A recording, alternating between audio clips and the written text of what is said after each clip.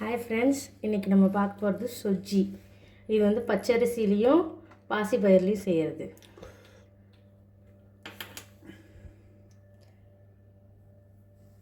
அடுப்பை first start பண்ணிட்டு ஒரு பாத்திரம் வச்சுட்டு அதில் வந்து பச்சரிசி ஒரு டம்ளர் பச்சரிசி எடுத்திருக்கேன்.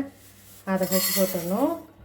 அது கூடவே ஒரு அரை டம்ளருக்கு பாசிப்பருப்பு சேர்த்துக்கணும்.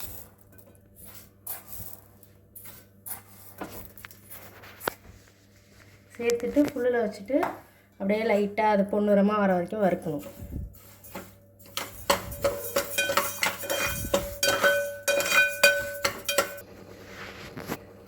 இந்த மாதிரி லைட்டாக ப்ரௌன் கலர் ஒரு மாதிரி வறுத்துட்டு அதை வந்து வேறு எதுக்கு ட்ரான்ஸ்ஃபர் பண்ணி வச்சிடணும். இதை தனியாக இந்த மாதிரி வறுத்து ஒரு இதில் எடுத்து வச்சுட்டு திருப்பி அதே கடாயில் வந்து கோகோனட் ஆயில் ஊற்றிக்கணும். கோகோனட் ஆயில் ஒரு 3 டேபிள் ஸ்பூன் நல்லா எண்ணெய் ஊற்றிட்டு எண்ணெய் நல்லா சூடானோடனே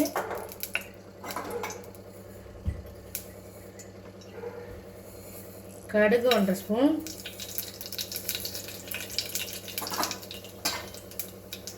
உளுத்தம்பருப்பு ஒரு 2 ஸ்பூன்,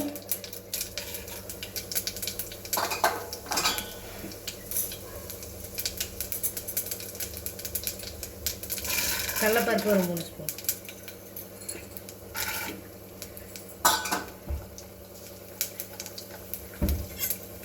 போட்டு அது நல்லா வறுப்பட்டோடனே பெருங்காயத்தூள் வச்சுங்கன்னா பெருங்காயத்தூள் கொஞ்சம்,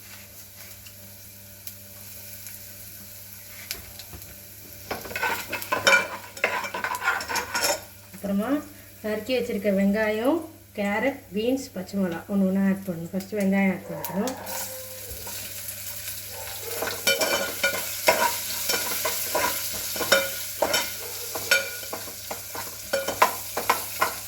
வெங்காயம் லைட்டாக வதங்கினோடனே அப்படியே ஒரு எல்லா காயும் ஆட் பண்ணிடுங்க.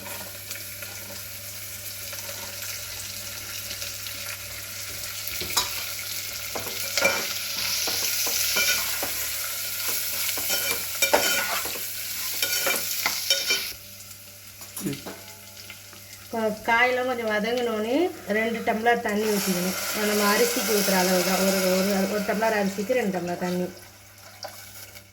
ஊற்றணும். தண்ணி ஊற்றிட்டு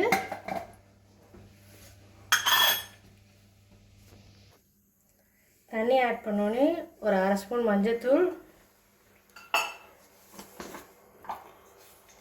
கல்லுப்பு ஒரு 1.5 ஸ்பூன்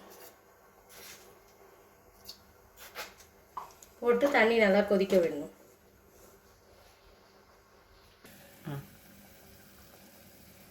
இந்த அளவு தண்ணி கொதித்தோடனே நம்ம முன்னாடியே வறுத்து வச்சுருந்த அரிசியும் பாசிப்பருப்பு இதில் அப்படியே ஆட் பண்ணணும்.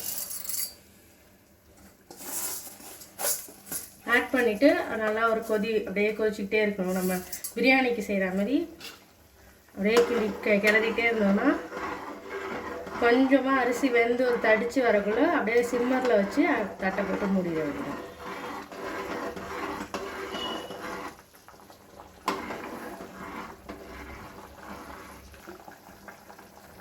இந்த மாதிரி நல்லா தண்ணி அரிசியோடு சேர்ந்து நல்லா கொதி வரக்குள்ளே அப்படியே சிம்மில் வச்சுட்டு அடுப்பை ஒரு தட்டை போட்டு அதை க்ளோஸ் பண்ணிட வேண்டியதான். க்ளோஸ் பண்ணிட்டு ஒரு 10 மினிட்ஸ் அந்த தண்ணி ஃபுல்லாக ட்ரை ஆகிற வரைக்கும் வச்சுருந்துட்டு எடுத்துட வேண்டியதான். இப்போ 10 மினிட்ஸ் ஆயிடுச்சு. இப்போ ஓப்பன் பண்ணிவிட்டு அது தண்ணி ஃபுல்லாக ட்ரைன் ஆகிடும். அவ்வளோதான். இந்தமாரி ஆனதுக்கப்புறம் ஸ்டவ் ஆஃப் பண்ணிட வேண்டியதான்.